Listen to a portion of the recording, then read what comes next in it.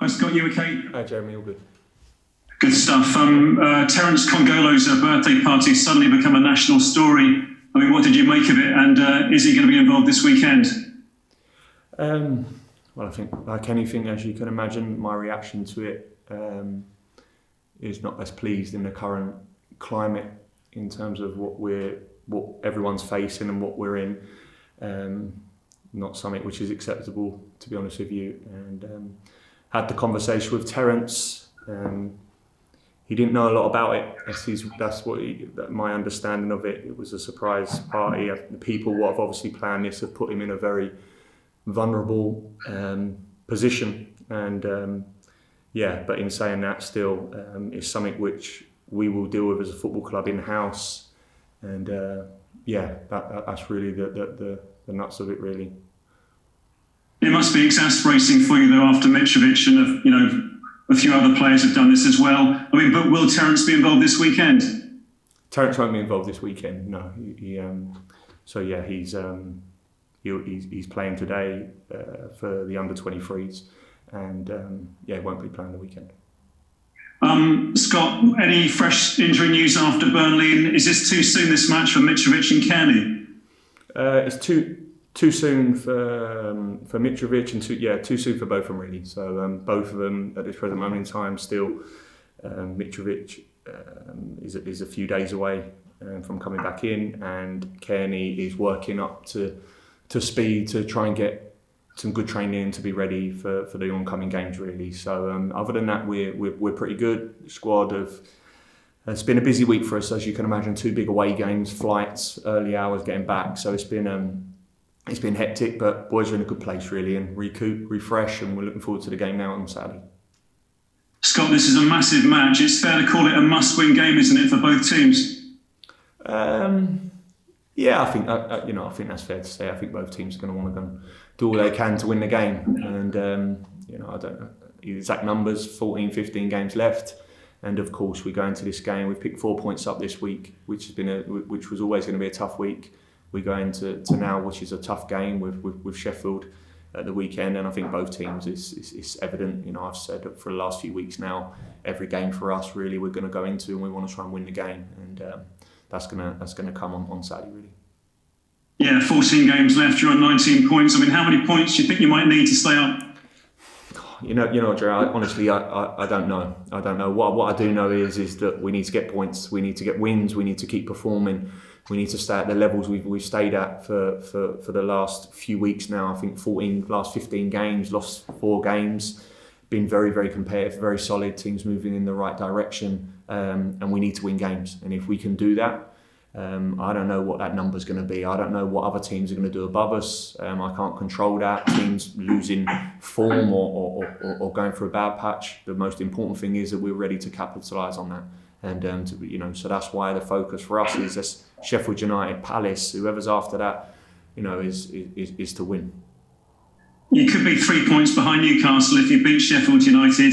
Do you think it's a straight fight between you and Newcastle to stay up, or do you think that there are other teams above Newcastle who could yet still be pulled into this? Yeah, I definitely think there's this division. You go on a couple of bad runs. I think we've seen in a short space of time a couple of teams or a few teams that are around it have gone and put back-to-back wins together, and before you know it, you climb yourself out, and vice versa. And I think we've seen that throughout our experience through the Premier League, really. So 14 games left, that's an awful amount of points. And if you're sitting at the top of the table like the teams are, like the Man City's, it's probably the same message in terms of a lot of football to play, a lot of points to be played, nothing's done.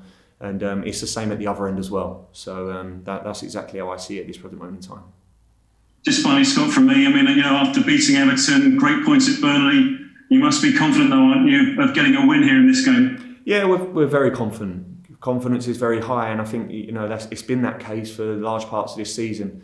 And certainly our performance levels over the last 3-4 months you've seen that as well. So big game for us the weekend, and we understand that, and we know what's at stake, and we know what we need to do. Of course, performance probably comes a little bit secondary at this moment. We want a result, and that's our main aim to do on Saturday. Thanks, Scott. Good night. Cheers, thank you. Thanks, Jeremy. Anita Jones, PLP. Hi, Scott. Hi, Anita. So I wanted to start by asking, how emotionally taxing has this season been for you and the team, and even more so now that you're just 6 points behind Newcastle? Of course, it's been emotion. It's been a whirlwind of emotion, but every season is. And I think if there's one thing that we've had a real balance on and been real level on, it is exactly that, the emotion.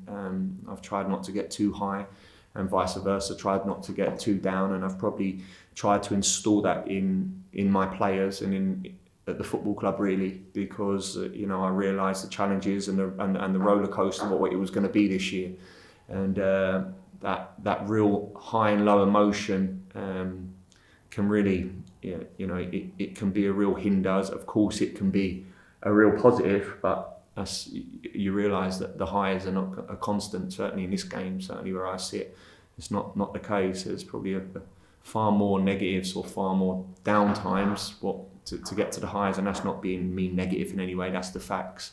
I do think as a football club, as a team, my staff, I think we've been very balanced in that, and I think that's given us the chance to improve as a squad. That's given us a chance to improve as a team, and I think that's why you can see that.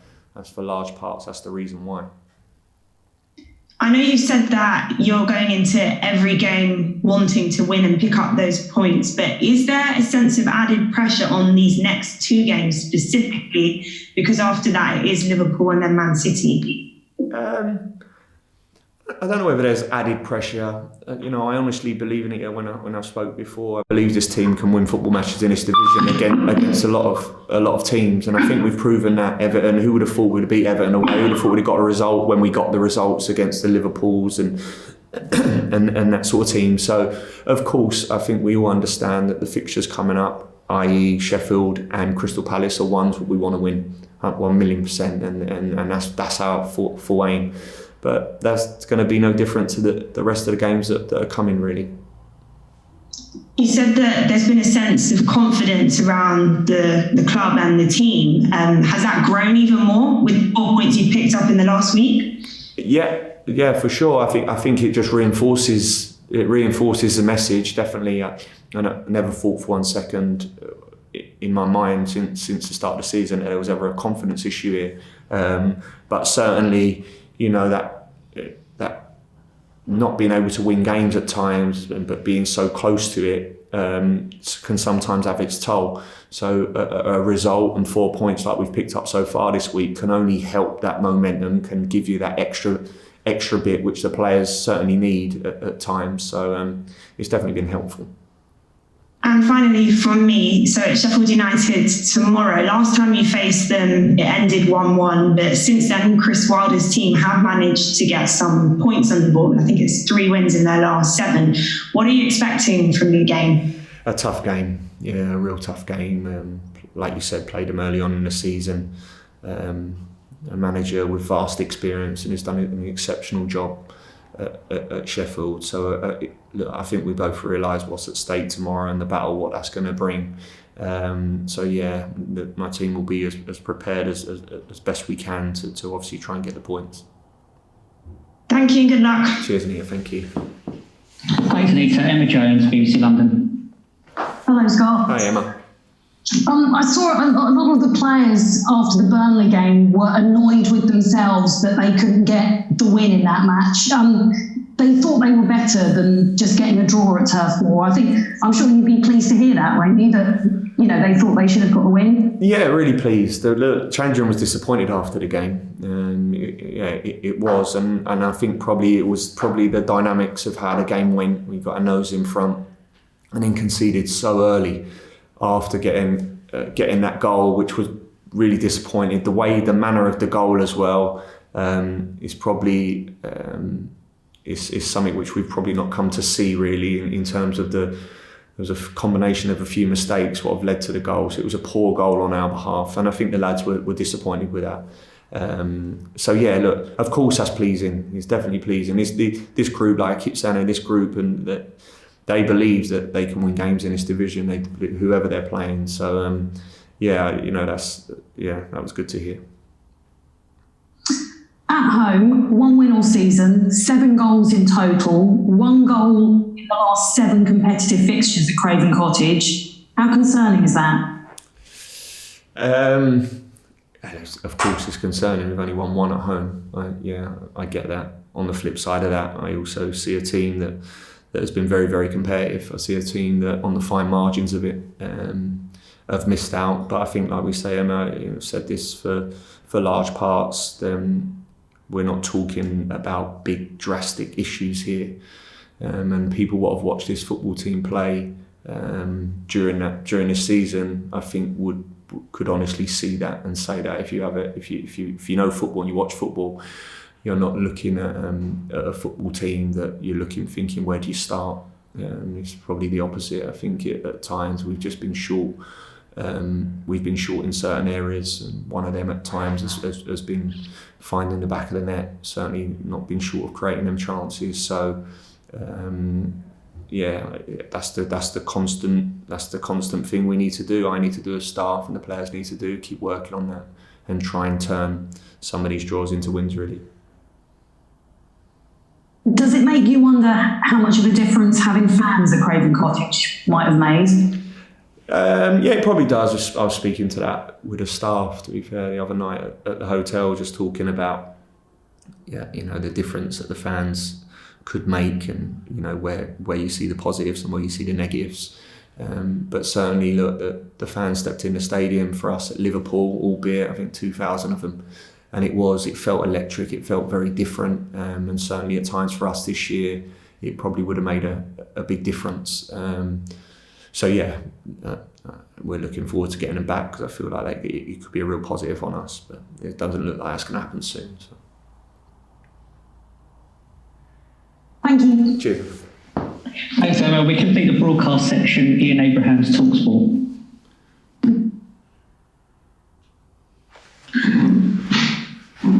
Hi Scott, how are you? All good, mate. Yeah, not too bad, mate. Yourself? Yeah, not too bad. It's not the sexiest game of the weekend. I mean, when you take into account the Merseyside derby and West Ham Spurs, but probably this is the most important game of the weekend, isn't it? I don't know about that. It's a big game. I think it's a big game for both of us. I think both teams are going to want to win the game. They're going into the game knowing that you want to try and get the maximum points here. So in terms of that, both teams in and around that end of the table where we both need to win. We'll certainly need to pick up some results, and we'll both be looking at this. Chris will be the same, looking at this, thinking it's an opportunity for him to do that. I think realistically, and if we are being realistic, that Sheffield United are down, and probably West Brom as well, does that mean you're fighting with Newcastle for the last spot to stay in the Premier League this season? Yeah, look, I don't think there's just one team in this. This season has still got a lot of football to play. It's got a lot of points to be played for. And I do honestly believe you're looking at a team, or you're looking at teams in this division, and I include us, that can win football matches. So, what could look very bleak one week, I have utter belief that we could go and win 2-3 on the bounce. And I do keep saying that because I know the skeptics or the people outside of here will probably laugh at me because we've not won many this year, but that's what I believe. And if you do that, then you bring people in. And on the flip side of that, we're in a competitive league where 4, 5, 6, 7 points at this point in time, people will be looking over their shoulders. A bad run at this moment in the season could be clinical, really. So that's how I see it at the moment. That may change moves, of course, and it will with games less to play, but 40 odd games to play, there's a lot of points still to play for. So to that end, if I said to you now, your long-term goal is to catch Newcastle, get past them and be safe, but if I was to give you a scenario right now that you're able to, at least on the last day, go into that game with Newcastle, with it in your hands? Yeah, it's just hypothetical, really. It's just now. It's Sheffield United now, and then it's Crystal Palace, and then that's the way it is, and that's all I'm really focusing on, and the team are focused on Sheffield United, and then we move to Palace, and then we go into the top, whatever them other fixtures are, what we got coming up, and that's the main aim. During your time, certainly at West Ham, possibly a child, I can't remember that far back, you'd have played in games like this, relegation matches. Just explain to me your role in making sure the players aren't so petrified by not winning this game that they can go and produce what you know they can go and produce. What's your role in the run-up?